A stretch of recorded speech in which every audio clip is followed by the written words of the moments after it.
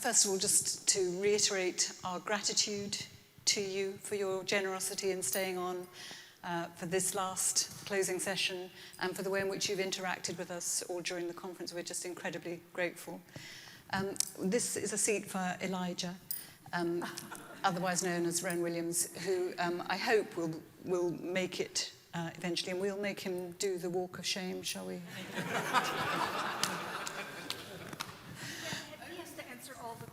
I think that's fair, isn't it? When he arrives, we'll make him answer all the questions. So, I'm hoping that I will do some directing of it, but I hope you will really enjoy talking to each other. Most of you have heard each other's papers. There must be things you're longing to ask each other. So I thought we'd start somewhere really nice and easy and gentle, which is talking a little bit about what's, in your own life, what's the primary setting of the Nicene Creed? Is it ecclesial? Is it academic? Is it sporadic? What role does it play in your life? Amos, you're nearest. Are you all happy for me to call you by your first names? Thank you so much. Amos, you start for us. Hello? Yeah. Sporadic and academic. Do you want to say any more than that? Otherwise, this is going to be a very brief discussion.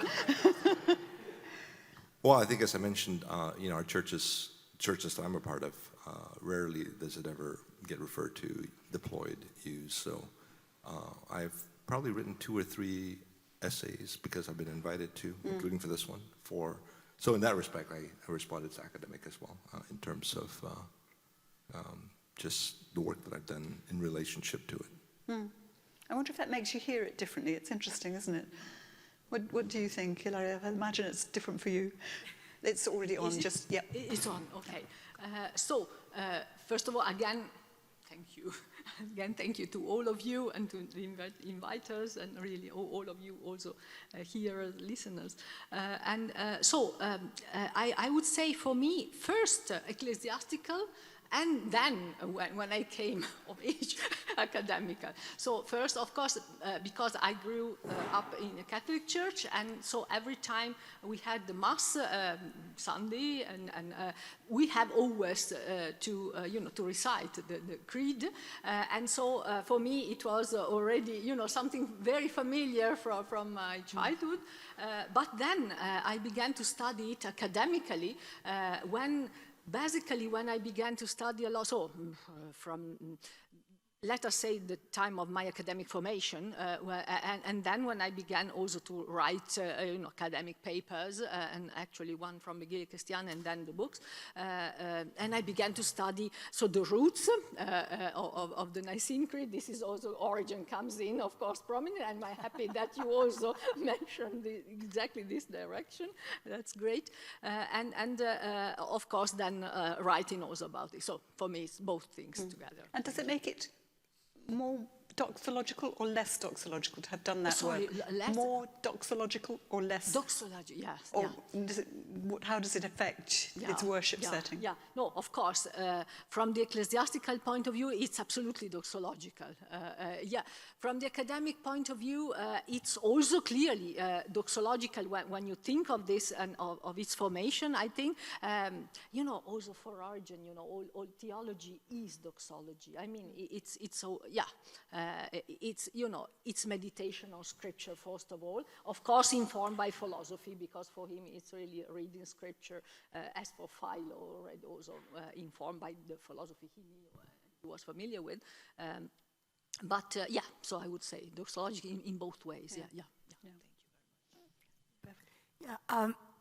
Well, Bruce made a comment that this is the Presbyterian wing over here.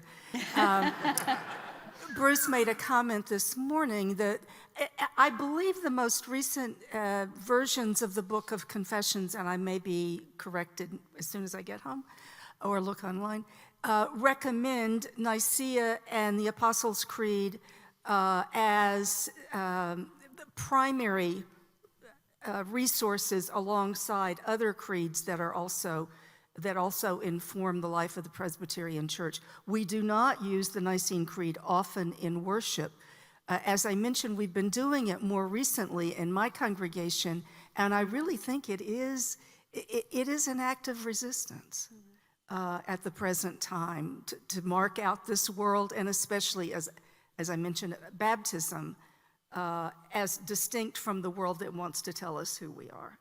And especially in a world, I live in Austin, Texas, which most of you will know the lingo, is a blue dot, thoroughly blue, where the word Christian is not well received.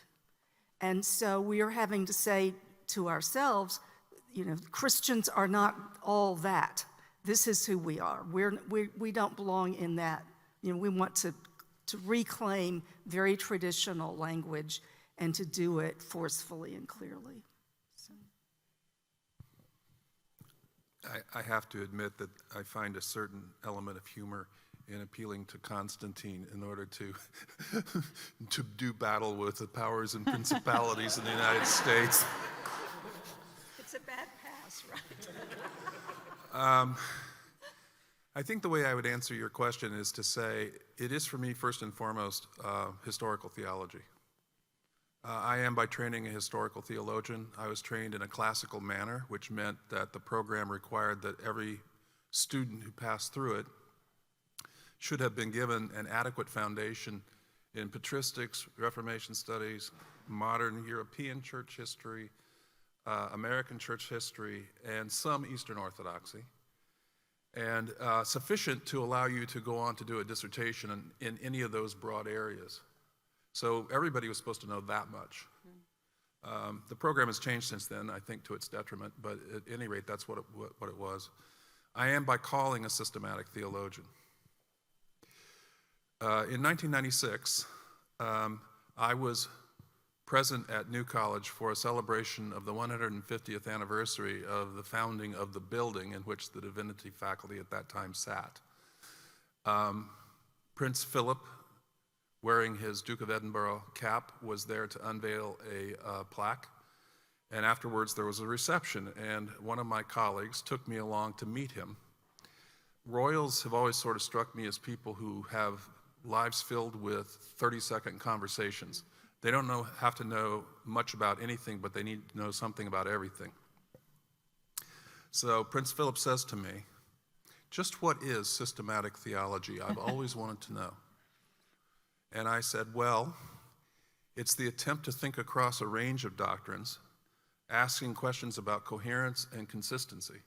How do the decisions I make in this area of doctrine impinge on another area of doctrine, Christology for ecclesiology? And he looked at me and he said, "I should have thought that the Creed had already accomplished that."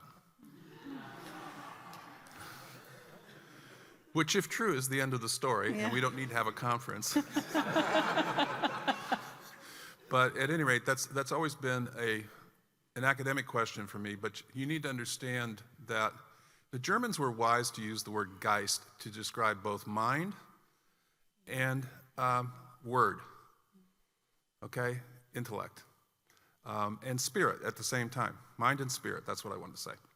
Because the learning of theology is a deeply spiritual experience.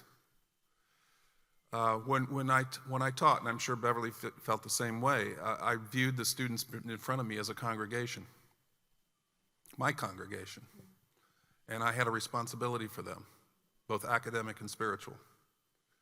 So it's always been that way, but that allows me to say it is first and foremost for me academic, not ecclesial.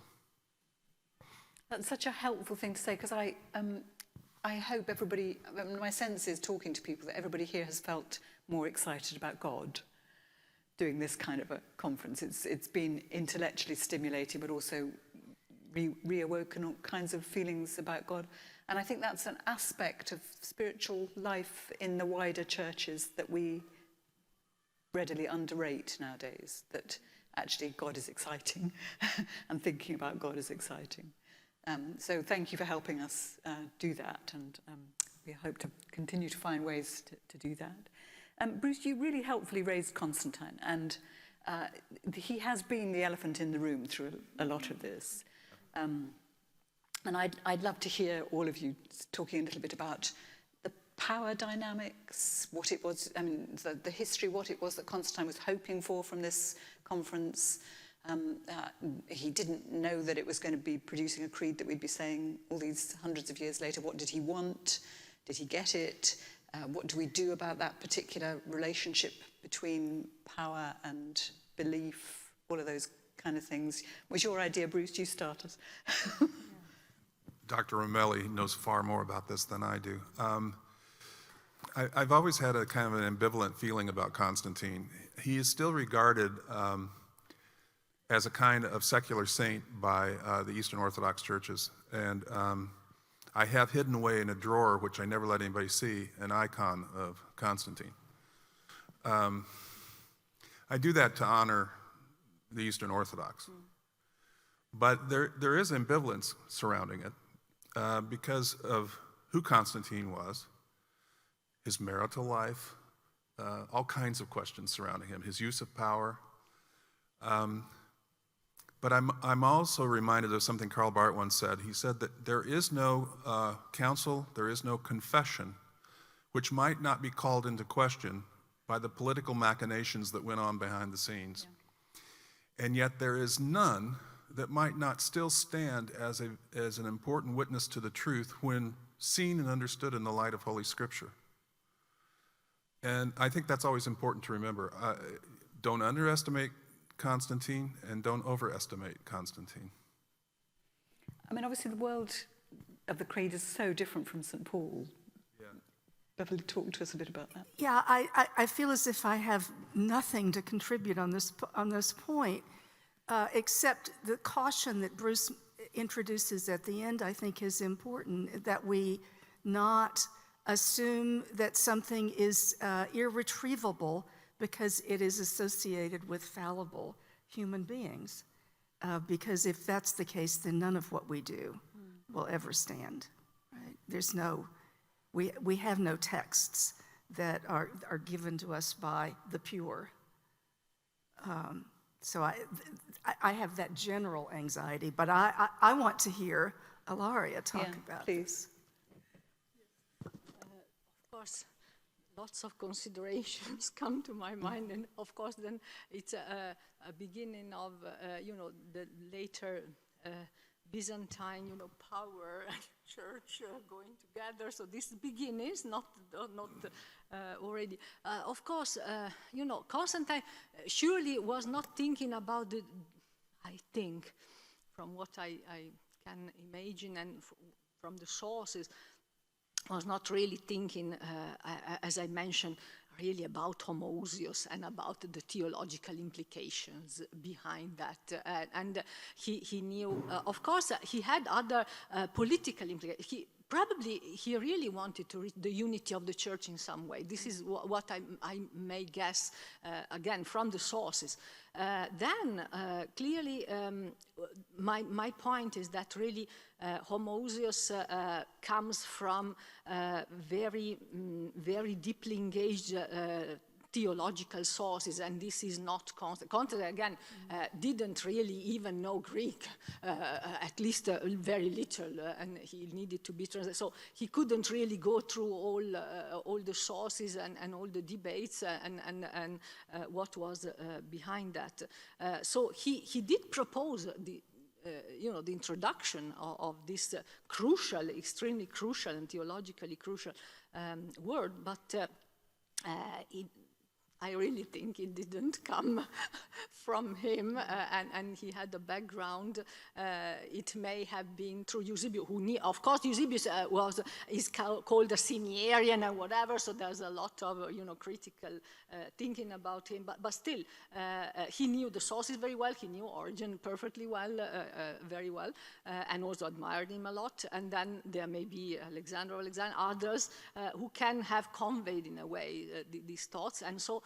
He can, of course, have proposed that, but not by himself. So this is again, it's a mix of very practical, ecclesiastical political implication on the part of Constantine.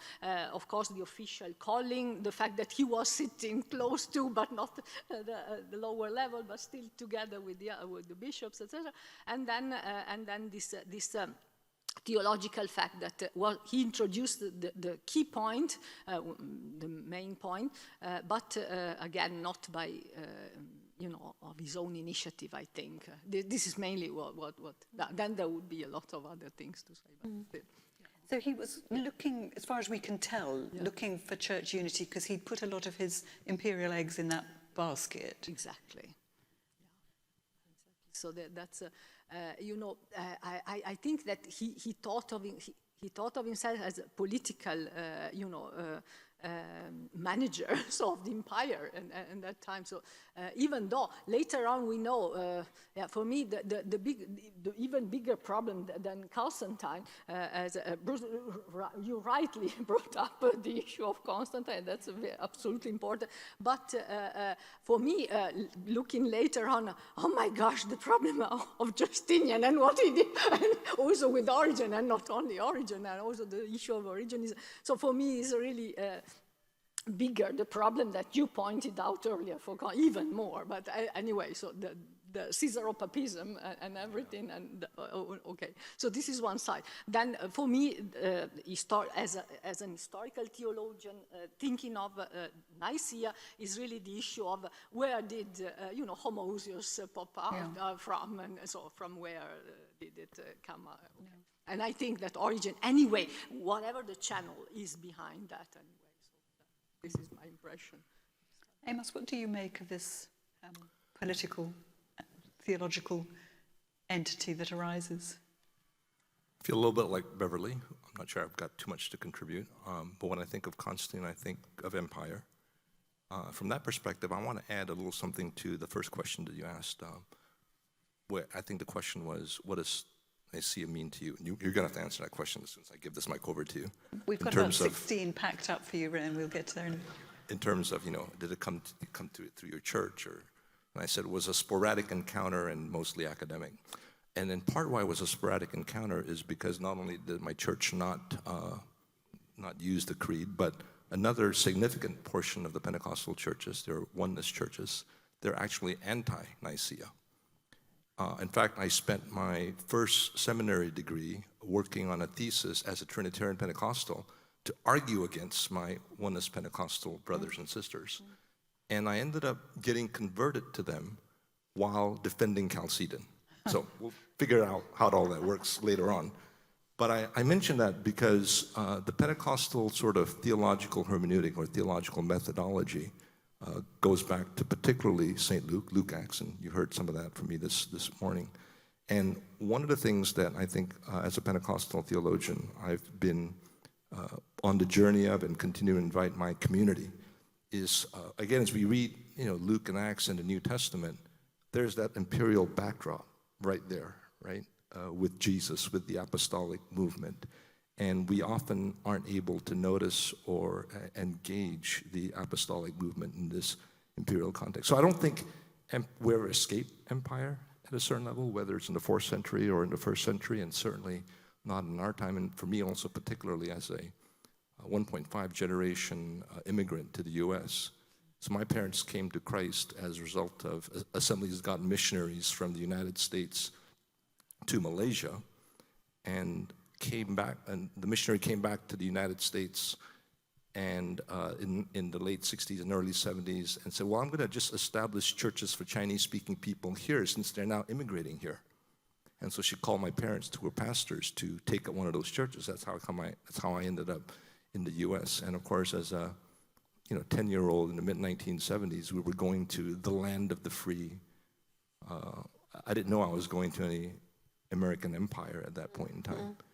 I think we're all ambiguously situated in relationship to empire. Yeah, it's so interesting.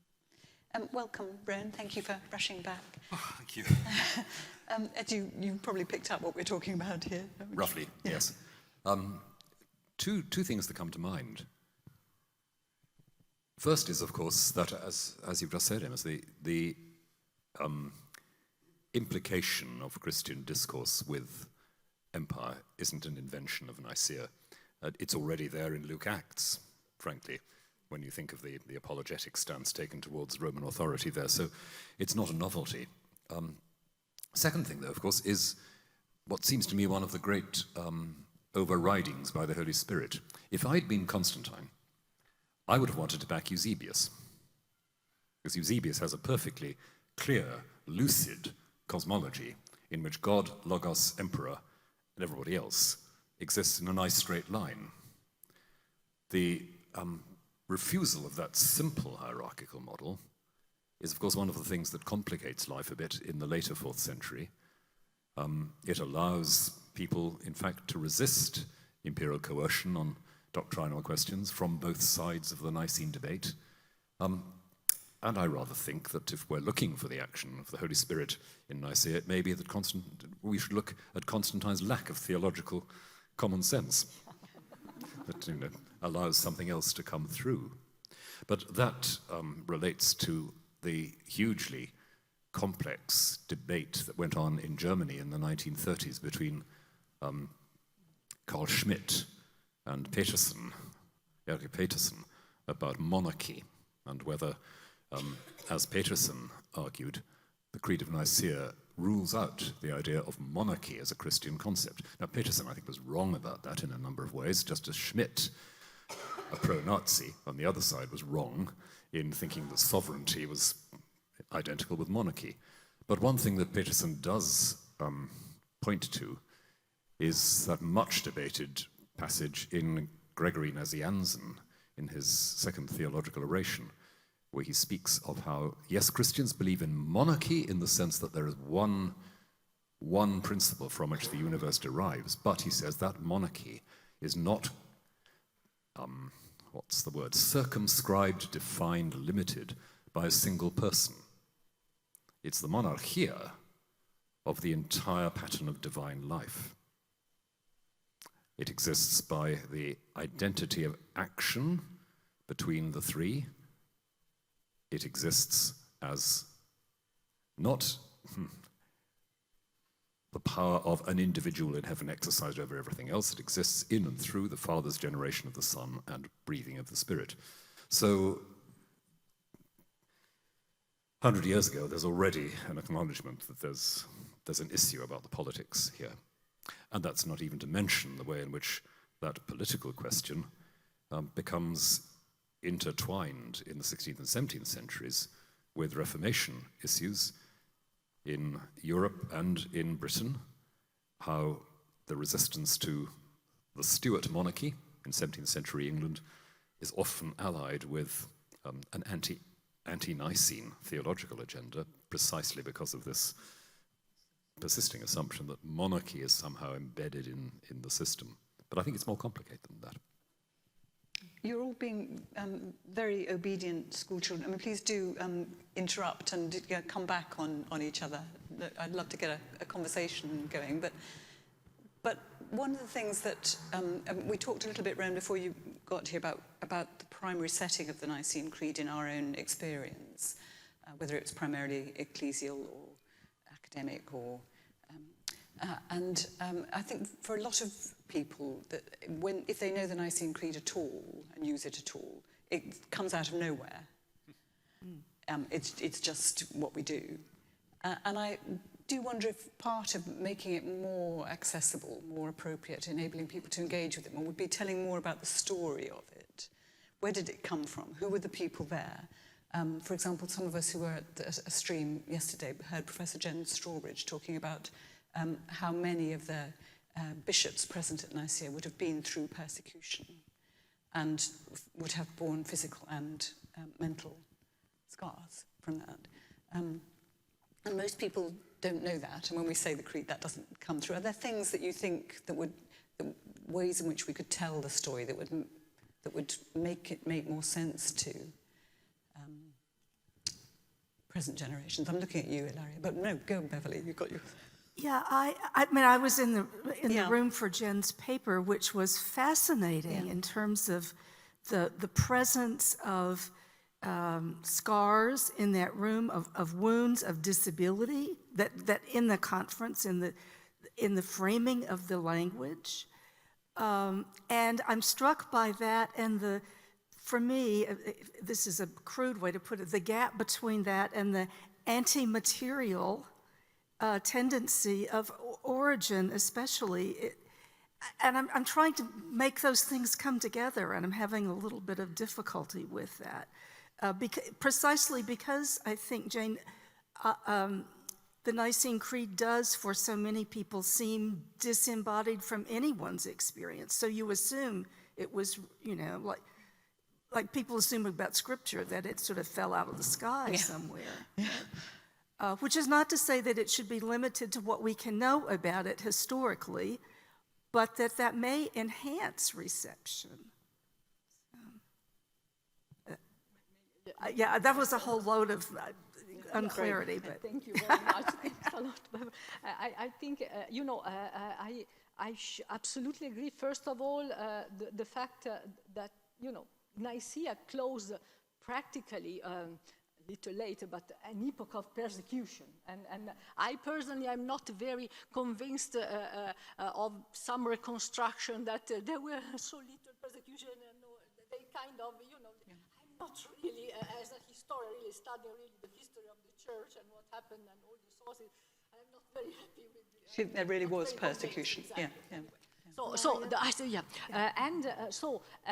So exactly. So the Council of Nicaea really, in a way, of course, was just after this period, and so there were exactly people who, who were martyrs or confessors of the faith, or anyway they suffered for the faith, and so at that time it meant we were just speaking yesterday with two ladies who are Anglican priests, and we were at the dinner, and we were just saying that, people we're speaking also of evangelization and at that time, and they knew that if they were Christian, they could very easily be killed. In most, of course, there were some periods of so-called peace, but still, it was still outlawed, Christianity for until Constantine. So this is the good point about Constantine. That's that.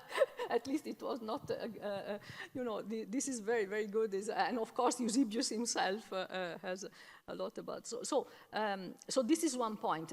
My other point, since you brought up the issue of Origen, of course, and so the anti-materialism in Origen is very clearly directed to God, first of all. So he has, of course, in De Principiis, and not only at the beginning of De Principiis, but wherever he speaks of God, he has to rule out these materialistic conceptions of God, because, of course, he's a Christian Platonist, so that's clear. And so for him, conception, even like those of Tertullian, for him were something, something like materialistic Stoicism embedded in Christianity, imported in a way in Christianity. For him were something totally inconceivable, and so he wanted to rule this out, and so he said, God is, of course, ousia, but he's kurios ousia, so he's in the Platonic Aristotelian sense, is absolutely material. So the absolute immateriality of God for him was absolutely impossible to renounce, to give up, because otherwise the full construction, of Platonism, of Christian Platonism, would fall down. And so, but this is for God. But Origen himself, his father was a martyr. So we cannot say that actually he wanted to be married, according to tradition we have, the accounts we have, he wanted to be, we have Eusebius, and of course who admire him a lot, and then Rufinus, the Latin part, who recounts that he wanted to be martyred himself in the likeness of his father, and then there is all this story that it was his mother who, in a way, impeded this because he hid his clothes, and so he couldn't get out of this. But anyway, so then of course he wrote later on all the letters, the Exhortatio ad Martyrium, so the exhortation to martyrdom, and also wrote even later when he was a confessor himself. said. So he was martyred, even though he didn't die immediately, but he died later on. And in the last years, we have also letters written again to people who were martyred. So there's a lot of engagement, with martyrdom and with suffering, and also with the death of Christ, because of course he also has a wonderful passage which he says we should never forget that Christ died for us, even if he's the Logos of God, he's the mind of God, he has all of this exemplarism of which we spoke a lot also today and yesterday. He's the mind of God, or having all the forms or ideae or ideas or logoi of everything, and also the will of God, and etc. But he says we must never forget that he died for us, and he died for us horribly on the cross.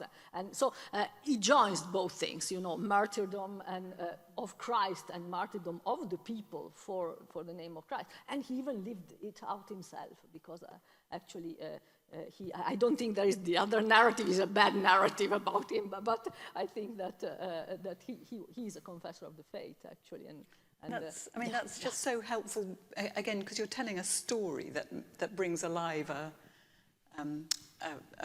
philosophy that otherwise can seem meaningless to us. If I could just follow on that. And Ilaria, I'm so glad to hear you express that skepticism about this new story about martyrdom in the early church. This is nonsense, isn't it? For those who don't know this news story, tell us what the news story is. A couple of recent monographs saying persecution of the early church has been very much exaggerated. The stories are extremely sort of literary constructions, and if a few Christians did lose their lives for their faith, well, that's no doubt a pity, but don't make such a fuss about it. I reviewed a book dealing with this quite recently and said, well, actually you don't need huge bloodbaths for communities to feel they're at the rough end of persecution. Ask any Jew, ask lots of Muslims, ask any Christian in Pakistan or some other areas, but that's the story. But I just wanted to come in on this question because, Bavli, you asked a very interesting question about origin. And of course, really following on from Bruce's positive evaluation of origin, which I, believe it or not, largely share, for origin, the body is not an evil, it's not even an embarrassment. It's the stage on which the spirit displays its power. The stage on which the spirit displays its power. It will disappear or be unrecognizably reconstructed, but it's not just an embarrassing extra. We are given bodies so that our spirits may have, forgive the crudity, a trampoline to develop their muscles and their flexibility. Now, that's a justification for asceticism, but even more, if the body shows the signs of direct suffering for the faith, if you're a confessor bearing the signs of your witness, that is a testimony to spiritual power. So actually what happens in the body is by no means indifferent, it's hugely important. And that's why Origen writes about martyrdom, but also writes about the right use of the body in prayer, in his wonderful treatise on prayer. So not quite such a contradiction as might appear, I think. And what comes to my mind as I think of Nicaea and however many bishops there were there who had been physically mutilated or tortured in the persecution and bore those signs, they are carrying on their bodies the marks of Christ, to paraphrase St. Paul in Galatians. And that's why it matters. Constantine is acknowledging their spiritual power as he bows down to kiss their wounds, as Eusebius says. So that is all part of another bit of the Nicene background, which is the struggle between charismatic spiritual authority and episcopal authority. To have bishops who are also confessors for the faith bearing their wounds, that's a fusion of the spiritual and the institutional, just as the ascetic, the monk who becomes a bishop, represents the same kind of fusion. And that's a big sort of theme in 4th century ecclesiastical development, I think. There's another element, another layer, I think, in addition to the one you just named, and that has to do with the fact that for Origen, life in the body is not life in a prison, but it is a gift of God which allows us a place in which to learn where we have come from and where we need to return. So he has this descent and ascent motif up and running, and he understands life in the body as part of the divine pedagogy. I'm reminded of something a Roman Catholic friend of mine said to me one time in great frustration over psychologists who were constantly berating Augustine for his sexual hang-ups. And my Roman Catholic friend said, it wasn't that he had a whole series of neuroses, it was just that he had a healthy respect for the ambiguity that is human sexuality. He understood it. So that's not anti-material. Amos, I saw your microphone twitch. Yeah, no, I appreciate the question about the personalities. And then you mentioned the entire 4th century, Rowan, and I also appreciated your description of why we have such a short and we believe in the Holy Spirit from last night. And I'm wondering, the account usually from 325 to 381, there's the Pneumatomachins on the one side, there's the Cappadocians on the other, and the Cappadocians come out ahead in 381. But could you add some maybe additional flair to that? I'd like to take a couple of the Rowan Williams stories for personalities going into Constantinople with regard to these developments. Right. So, the history of the 4th century in 2 minutes starting from now. Well, You can do that, Ren. well, let's see. In a nutshell, I would see the story. I'm not sure if others on the panel would agree entirely. I'd see the story as a bit like this. Immediately after Nicaea, there's a reaction. People go home and they think, what have we done? A frequent phenomenon with ecclesiastical meetings, and I speak as a veteran of 3 Lambeth conferences. They go home and think, what have we done? Or they go home and their congregations say, what have you done? So in the decade or so after Nicaea, it's pretty chaotic. Athanasius was taken over from Alexander in Alexandria, assumes the leadership of, I won't say the pro-Nicene party, but the anti-Arius party. He's determined that whatever happens, the church around the Eastern Mediterranean will coalesce around a statement of faith which will do full justice to what his own teacher, Alexander, and to some extent Alexander's roots in the Alexandrian tradition, in Origen and others. He's determined that whatever comes out will do justice to that. Doing justice to it means ruling out what Arius says. Rightly or wrongly, and I think rightly, that's his agenda. Over decades, he pursues that agenda with a degree of ruthlessness at times, and single-mindedness, and enormous personal courage. But one of the interesting moments there is sometime around the late 350s, early 360s, when the map is changing a bit, when you have very briefly a pagan emperor again, so that everybody's on the same footing. Unlike the previous emperors, he hates all Christians, not just some. There's a kind of window of opportunity. Athanasius is able to say to people on the other side of the debate, come on, we agree about the fundamentals here. The sort of formulae you're using are actually the sort of formulae which can only really be secured by my language at the end of the day.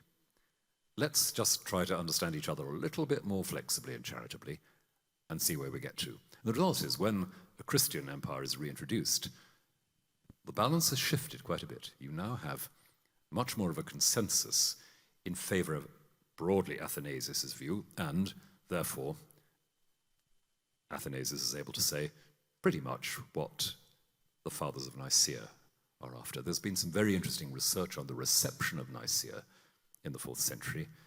Mark Smith of Cambridge wrote a very helpful book on this. I examined it as a thesis some years ago, in which he says certainly it doesn't emerge as an authoritative statement straight away, but by the 360s it's become the vehicle of a quite complicated consensus which Athanasius has brokered and maneuvered into position over the decades. It's a fascinating story in itself. And if you want personalities, well, Athanasius is a personality and a half. So, forgive me interrupting, but you are used to this, obviously. What can you mean? So you're telling us a story about the theological vision driven through by one sort of hero of the faith. What about all the rest of us, if we were around in the 4th century? Would we have had the faintest idea about any of this? Would we care? Would it make any difference? A lot of it goes by force of personality, certainly, and also hierarchical authority. These are bishops who are arguing, and bishops who, believe it or not, have quite a high view of their importance. I can't think what happened to that aspect of episcopal tradition. But at the same time, it's not wholly detached from what's going on at grassroots level. We know from the contemporary sources, from a throwaway anecdote of Gregory of Nyssa, that people argued about these things in the streets, probably with just as much knowledge of the factors involved as people demonstrating on various topics these days. But it's not entirely confined to the studies and the episcopal offices. So there's that. There's also the fact that Athanasius clearly feels the need to recruit to his side the nascent monastic movement, which is beginning to become, again at grassroots level, a very important part of church life and how people understand their Christian options. So to be able to say, not only this is an authoritative document from bishops, but this is something which the kind of spiritually competent, spiritually powerful people you all know about, these rather wild folk who wander through the villages in Egypt, witnessing to ascetic lives, occasionally wonder workers. These people are on my side, says Athanasius. He brings Antony in at some point. He writes the life of Antony, mainstreams, you might say, the witness of these figures to reinforce the sense that this form of Christianity is one in which the most immediate and visible forms of spiritual power are at work. I think that's part of the picture. So, Amos, I wondered if you'd like to come back about some of the what we've been talking about, that combination of, or sometimes collision of charismatic and institutional power. Well, I was just going to say that you've just told a wonderful historical testimony. And in that respect, you'd be welcome in the Pentecostal churches, right? And there's a way then in which I think for many Pentecostal communities to be introduced to the 4th century by way of an Anthony, and from that perspective to Athanasius and others, that gives us another door into the great tradition, right? It's the door of that combination of word and deed, the door of the combination of the signs born in the life, not only in the intellect. And so from that perspective, I do think, with Athanasius had the letters to Serapion as well, is that right? And where he talks about the Spirit as well, yeah. I tried to get my oneness students to read those, and that didn't go very well, right? So, but I didn't have the stories to back that up with, and that, I think, gives us another window into how, no matter who we are, how we engage with these ideas, there is an affective and embodied level of how we encounter these ideas and how we process these ideas and how we're open to receiving and then and doing something with them, however that may turn out. Do any of the rest of you want to come back on this? No, this conversation, though, reminds me a little bit of my graduate student days when I TA'd a course for a professor named Karlfried Fröhlich. And the course was called The Church Between Spirit and Law. That was the title of the course. And it was all about the debates originally between Rudolf Sohm and Otto von Harnack, and extended forward to Hans von Kampenhausen and others, about the collision of congregations that focused on charismatic gifts and the perceived need for greater institutionalization and organization as the church spread into the surrounding world. And it's not a problem that is going to go away. There's no master blueprint for all of that. Yeah, I was just thinking, especially because Amos was talking this morning about the Spirit in the book of Acts. Of course, this question goes all the way back, right? Even 1 Thessalonians 5, don't quench the Spirit, but test everything, right? Where you get the dynamic even there. But one of the ways you find the Spirit at work in the book of Acts, I think especially of chapter 10, which I mentioned yesterday, where Peter has been dragged, kicking and screaming, more or less, to preach to Cornelius. He preaches to Cornelius and his family and still doesn't want anything to happen. And it's only when the Spirit baptizes them that Peter says, oh, I guess I didn't understand all of this. You know? So you've got that clash even then, and then he has to defend himself in Jerusalem, not once, but twice. So we go all the way back with this problem. I've always loved the Spirit's role there of correcting and prodding when the institution is already sure that it knows what the rules are.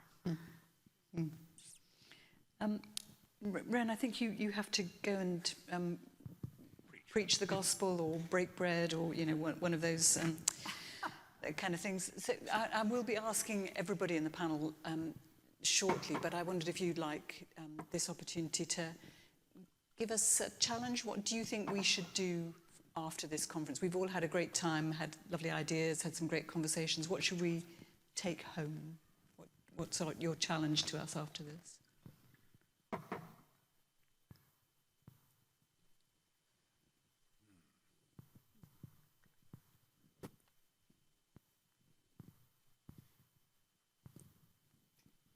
I suppose at the end of the day, it's trying to connect all these words with what it means that we proclaim a faithful and trustworthy God.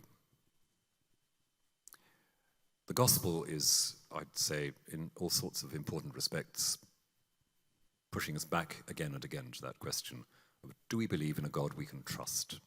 Is our belief inseparable from our trust?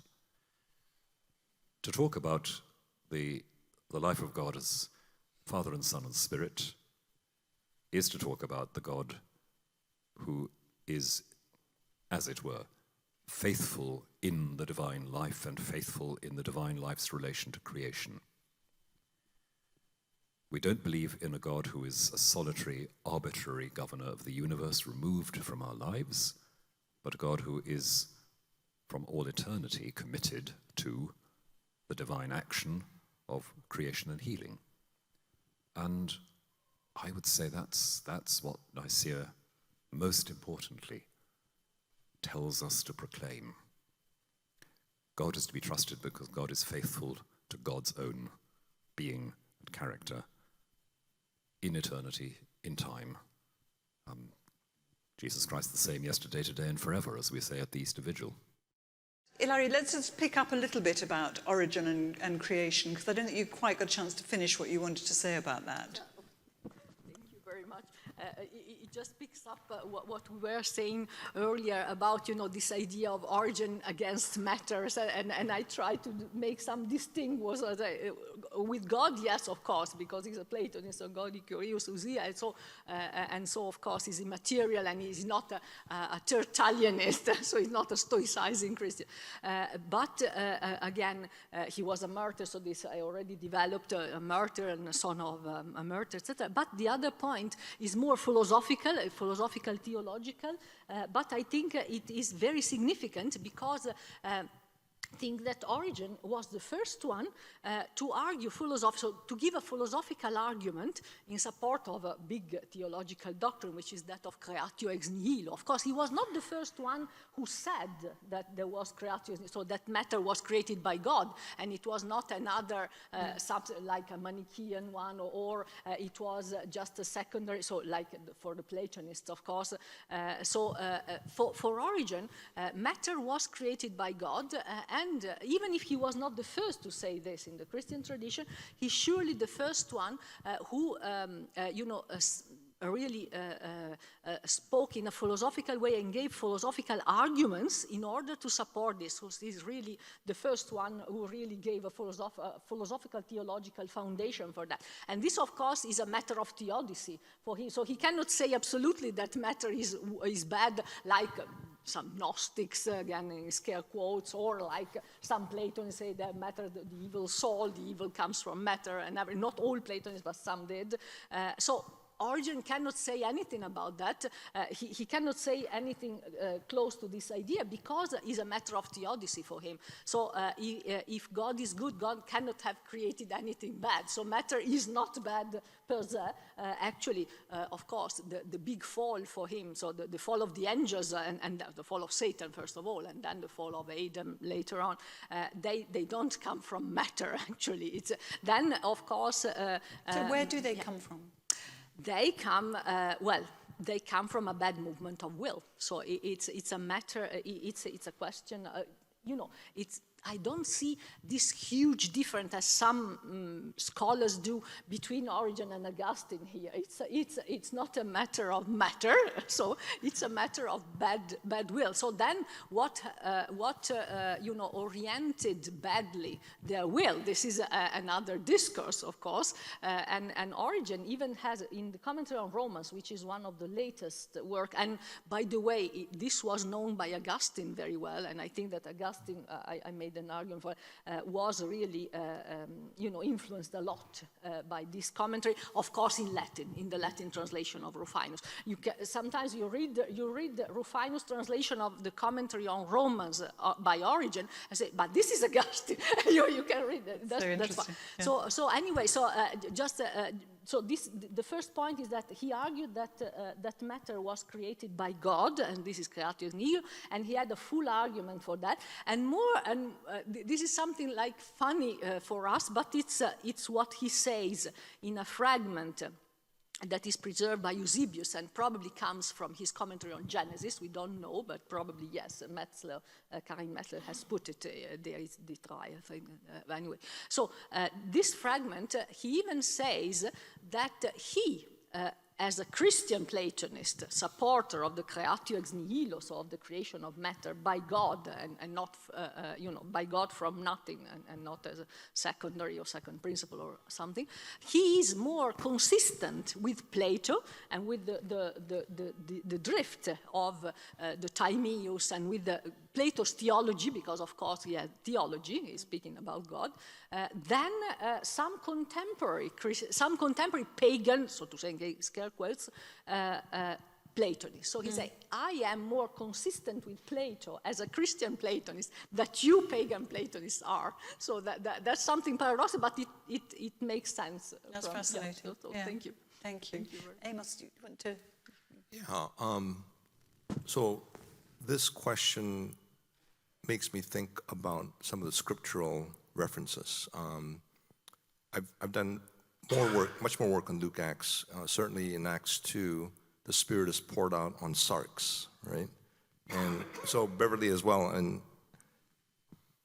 I get the sense that flesh in its carnality is more a Pauline category, which is exactly why, as well, I'm turning in this direction.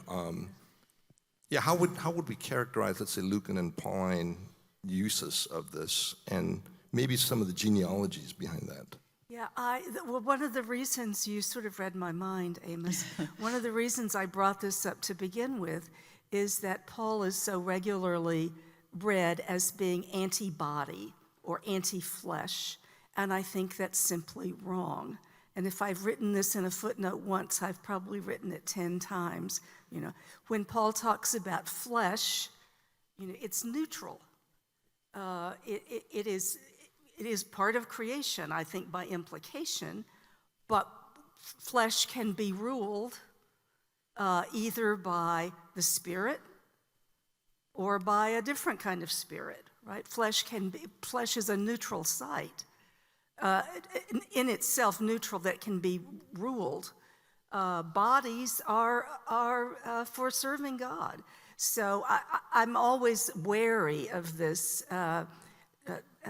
this notion that, Paul had a terrible view of the body and he gave that to the church and blah, blah, blah. And the next thing you know, he's responsible for everything. So everything bad.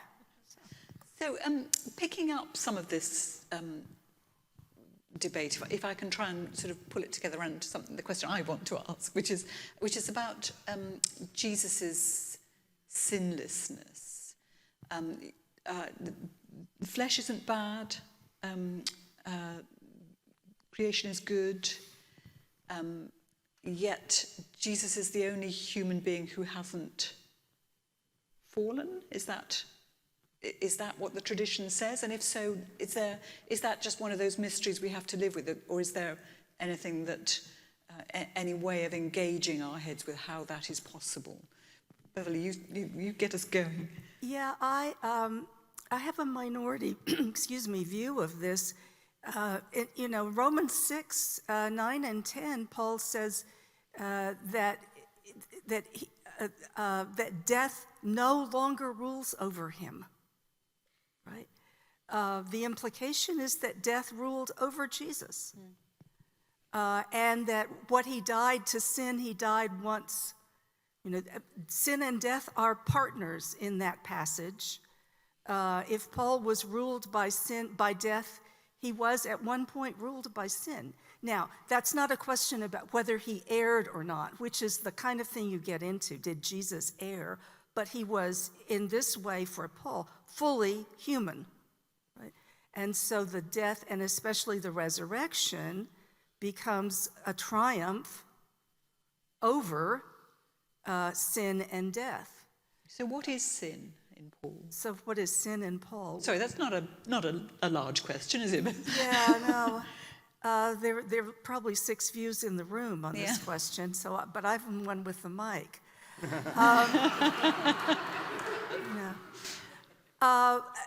Sin is... Yes, sin is things that I do or don't do. It is actions or failure to act. In my home church, it was always sins of omission and commission. But for Paul, sin is also bigger than that. It becomes a power that is unleashed by the act of Adam. And it rules human life together with death until the resurrection, until God's defeat. So you get this contrast between Adam's act that ushers in this rule of sin and death and the action of Christ that unleashes that embodies God's resistance to this, that becomes the first of God's overcoming of sin and death. To me, the reason this is terribly important is not by way of getting individuals off the hook, right? Individuals are still responsible, but it does help us to talk about corporate sin. And it does help us to talk about it pastorally, about any number of things where we imagine that people are in control and they're not. Right? That sin has its own power, as it were. Bruce, do you want to come, because that human freedom of Jesus was very significant in the paper you gave us. You don't have to put it like that. First, in relation to that, I don't think the idea of a fallen human nature modeled along the lines of an infected organism is biblical. I think that's a later idea. And I didn't hear me saying that. No. Okay. She asked me about. Yeah. Okay. I just want to be sure. I want to tell you a story about. That sounded like fun. We'd like to hear that little exchange. Well, I'll say something now that'll get her going. So. Okay. One of the more obscure paragraphs in Karl Barth's Church Dogmatics is the one that concerns what we translate as nothingness, in German, das Nichtige. Barth makes very clear that nothingness is not nothing. Nothingness, he says, is the being of non-being. It is the destructive, unendingly destructive power of non-being. And its concrete form in this world is sin. To the extent that nothingness exercises an influence in this world, that it invades this world, it expresses itself as sin. So to be under sin, in Barth's terminology, would be to have capitulated to nothingness. It's irredeemable. It's something that does not exist as God and creatures exist, although it exists, but its existence is that of a pure negativity, something that would destroy. So when he says the being of non-being, he's actually linking up with a very patristic theme. And he's reading Paul in the light of it, and back and forth. How does that impact apocalyptic theology? Well, he says that death, and this is the place to start, I think, not with sin, but with death. Death is natural. Death belongs to this world as part of God's good creation. What people think of as the shadow side of creation is still good creation for Barth. It's not nothingness, but it can come under the control of nothingness. And so, for example, when we think about how we exegete and how the tradition exegeted the fall narrative in Genesis 3, in the day in which you eat of this fruit, you shall surely die. It doesn't mean biological death, or they would have died. No, they're driven from the garden. Something spiritual happened. They were separated from the source of life. They came under the control of nothingness. And that to him is the threat. So the pairing of sin and death together in the way that's customary in your circles, I think runs the risk of not penetrating deeply enough and confusing God's good creation with the real threat. So can you take that to Christology for us? Yeah. I don't think that there is a sin nature. That's where I started. Yeah. Sin nature is something that is highly individual. That is, it's the cumulative effect of my life of sinful decisions and how they impact me, and your life, and your life. You know, it's And our lives, is there a comment? it's not a single thing. It's another way of saying I think nature is produced by act and not the other way around. Acts aren't just the expression of a pre-given nature. Okay, so we are free, almost, I would say, in a Kantian sense. We're self-determining creatures. Self-determination is not a bad thing in and of itself. It becomes a bad thing when nothingness controls our decision-making. But to the extent that it doesn't in the case of Jesus, that doesn't mean that he doesn't encounter it. I mean, the great advance, I think, in the history of the reflection on the atonement is that Barth says that what Jesus does in the cross is to engage directly with nothingness and to overcome it there. He defeats it because it is the negation of life, and he defeats it with life. Okay? Yeah, it's really interesting. So in that way, I can freely say that Jesus is free. He's spontaneously free, every bit as much as Schleiermacher tried to ascribe to him. He acts in spontaneous freedom. He is empowered by the Spirit, but the Spirit does not control him. The Spirit enables him to flourish as a human being who by nature, by his created nature, is spontaneously free. Yeah, come on. Yeah, respond to my response to that, Bruce, is not that I think that's not a consistent argument and a consistent theological argument, but I don't think it does justice to Romans 5 and 6. I think in Romans 5 and 6, death and sin become enslaving powers. Paul uses this language that humanity is enslaved. You were slaves to sin. That's not about having the freedom to the self-determination that you ascribe to this. I just don't think it works for that text. It may work elsewhere and it may work systematically, but I don't think it works for Paul. So Amos, put it Sorry. right. Get them right. Does Bruce want to respond to Do you want to get back to that? Now I've lost my train of thought. They're turning out the lights up there.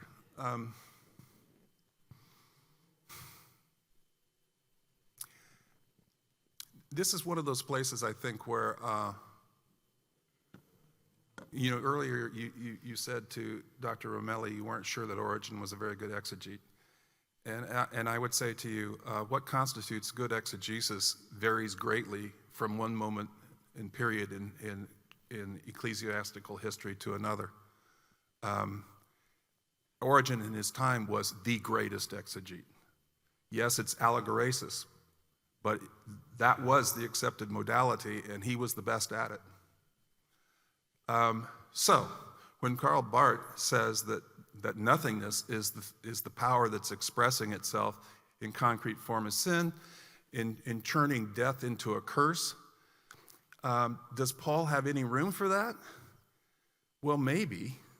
I mean, we couldn't just focus on a couple of passages. I think we'd have to search across a whole range of letters and topics and try to understand whether there is something like a surd that does not fit, that does not have any place in creation, as Paul understands it too, that expresses itself as these things you call powers. Yeah, okay. Are you My considerations would be concerning nothingness and the fall. I don't know whether it's the right point, but if you have more, it's okay? Yeah, it's please. Okay. Yeah. That's, thank you very much for bringing them up. Both of them, they're very important, also in connection with Origen and also with, his entourage, philosophical, theological entourage. You know, the notion of evil, of sin, as nothingness, is something that, of course, Origen has very strong. This is another connection with Bach, by the way. This is one, I can see so many, even if I'm not a specialist of Bach, of course, but I read. Nothingness is essentially our evil is nothingness. Just because it is, again, is not a Manichaean kind of second power opposed to God, is a lack. And this is the same you find in Origen, you find in Plotinus, even if he has some other idea about matter and nothing, but still, you find it in Origen, so it's in Christian and pagan Neoplatonism a lot, and also you find it even in later, Dionysius, for instance, Evagrius even, and you find it, of course, in Augustine. In Augustine, that's also very clear. So the main idea is that God is being in the highest sense, even though, again, as I mentioned yesterday, Origen, very Platonic, I say, is being and beyond being, nous and beyond nous. So he's very, and Proclus got this wrong when he argues against that. But anyway, so he has not the complexity of Origen. But still, this is very important, of course. For all of them, it's not evil or sin is not something on a par with God, like in a kind of Manichaean conception, but is just a lack of. So it's a lack of being. God is the supreme being, and whatever God has created has this positivity, has something good. This is also why Origen say, well, apokataster is there, of course, whatever God has created, right? So because they are creatures of God, evil, sin are not. And they will not stay in the air. This is also, Evagrius has this, he's a great Origenian, of course, later on.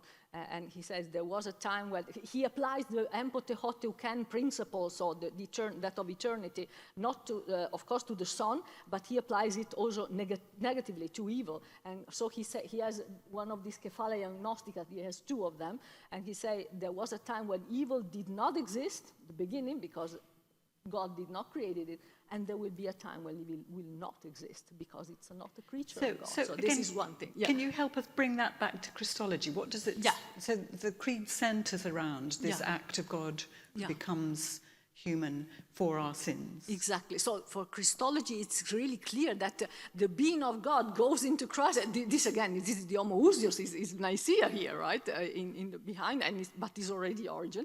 And so clearly, this is even more than creating creatures. It's just generating the Son. So it's even more because it's from God, God Himself, God the divinity itself, of course, God the Father himself, generating the Son. And so this is the full positivity of all goods possible. So actually, Origen says it's the fullness of all goods. All goods possible are inside the Son. So the Son is all goods, all noise, all intellectual activities, all ideas, forms, and all goods possible. So Pantatagata.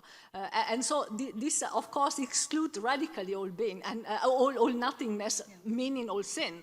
And of course, Origen also has this wonderful idea taken from Paul, by the way, when he says, commenting a lot, this is one of his favorite passages, is 1 Corinthians 15, 24 to 28, but it's basically 28, when he says God will be all in all. Of course, this is the hoteos, kai hoteos tapanta empasi. And so he tried to argue from that. If God is all in all, he has a full argument about that, and he said, if God is finally all in all, there will be no evil possible, because of course God is the full positivity of everything. So with God there can be no evil whatsoever. And so if God, as Paul says, and this is revelation for him, of course it's revealed doctrine, if Paul says God will be all in all, then we have no proofs needed that evil will be no more, and so sin will be no more. So not in the beginning and not at the end. Exactly, and this is Evagrius again, this is just following. And that's the creed, isn't it? His kingdom shall have no end. Yeah. May I add one small thing that you were also speaking of the fall. May I say one small thing, just very quickly? I don't want to so about the fall, there is this other important question. So why did, this is what we were saying before, why did Satan or Adam fall? But for Origen, Satan's fall is even more,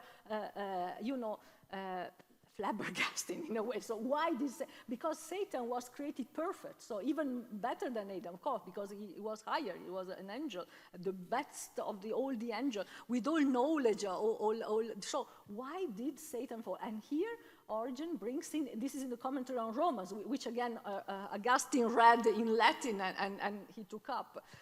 So again, I don't see a great difference here, because he says, well, it's a kind of historical argument. So it's not a metaphysical argument, it's not a Platonist argument, it's a really Christian argument that he brings forward to explain the fall of Satan. And he says, Satan fell because the great love of God was not yet manifested at that time. And why? Because, of course, the great love of God is manifested in Christ's inhumanation, using the anthroposis speaking, and especially by the death and resurrection of Christ. So that it's a historical argument. So Satan was not yet aware of that because Christ had not yet been incarnate and had not yet died. So this is his argument. It's very historical. It's not metaphysical. That's absolutely fascinating. Yeah. It's absolutely fascinating. Satan needed the incarnation. Exactly. I have a quick follow-up question. Yeah. Particularly, Bruce, at the very end, where we talked about this, Christ with the Spirit. Yeah. How would you characterize? And by the way, I really appreciate your sort of quick exposition of Das Nichtige as well. I think you sounded Barton as opposed to being a Bart scholar on that point, but you might want to clarify that. It's one of those things that's strictly intra-guild, There are those who think they are more Bartian than I am, and I would contest that, but it depends on the issue. So on the question of Jesus and the Spirit, and Jesus enabled by the Spirit, right? How would you characterize Jesus enabled by the Spirit and the apostles or the rest of us enabled by the Spirit? I think Jesus' situation is utterly unique because I think Jesus is utterly unique. The incarnation is once and for all. So Jesus is indwelt by the Spirit. Believers are indwelt by the Spirit. Believers are not incarnations of the third person of the Trinity. An ontological difference remains in indwelling. So in that Jesus is indwelt by the Spirit, that doesn't make him an incarnation of the third person. He is the incarnation of the second person, right? But the way I run my Christology is to make the suggestion that if the Logos does not act omnipotently through and upon Jesus, but acts receptively to him, then this frees us to understand that everything that is done by the God-human in his divine-human unity is done by Jesus in the power of the Holy Spirit. What I'm driving toward is a pneumatologically driven revision of Chalcedon, if that makes sense to you. Absolutely. Amen. I understand the Spirit as the power by which Father and Son do all that they do ad extra. So when the New Testament passages that speak of Jesus being the creator of the universe, I understand that as shorthand, that he creates in the power of the Spirit, because everything he does is in the power of the Spirit. John Owen wrote a book called Christologia, and in it, he made the suggestion that the only act that the Logos commits in relation to Jesus is the Assumption, the Assumptio Carnis. And I would say in response to that, not even that one. The union, the hypostatic uniting, is done by the power of the Spirit at work in Son and Jesus.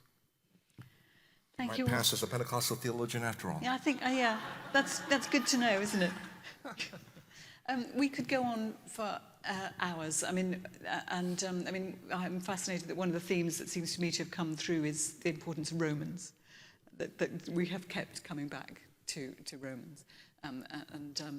It'd be lovely to have another whole half an hour talking about that. But we are coming to the end of our time together. Part of this project is to really dig into the foundations of Nicene theology, but also to take them home, take that home with us. What is the meaning of Nicaea? How do we make this relevant for our ministry, our ongoing life, if that is what we should be trying to do even? So what do you want to tell all of us here gathered to do as a result of this conference, to think about or to pray about or to enact as a result of this conference? Amos, you're next to me. You go. I think I would maybe repeat in a couple of the words something I said earlier or later this morning. Particularly for those in my church tradition that may not pay much attention to whether it be Nicaea or Chalcedon or any of the other historical aspects of the church.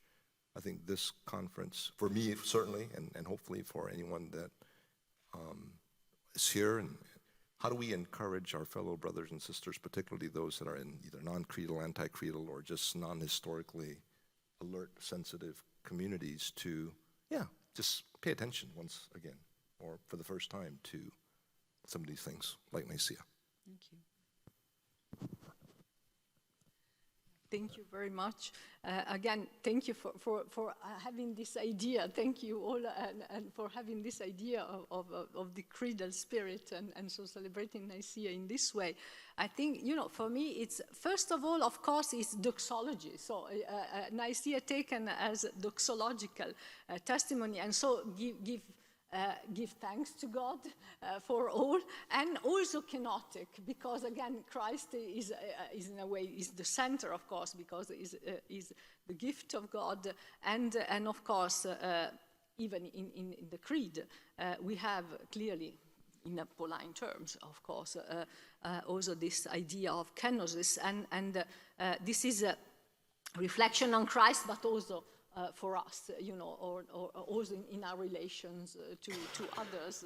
And so it's, I would say that doxology and kenotic humility and openness and life-giving, so and giving, as also Bishop Rowan was saying in his wonderful lectures, is really a heritage of the Nicene Creed, and we try also to live it out, hopefully. Yeah.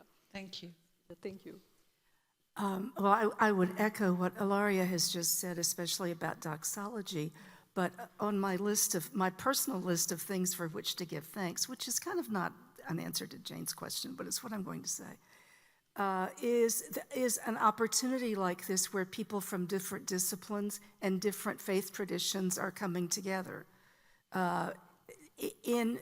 in the field of academic theology, as so many of you know, we have become so specialized that even people in various little groups in Pauline studies can't talk to each other, much less across the board.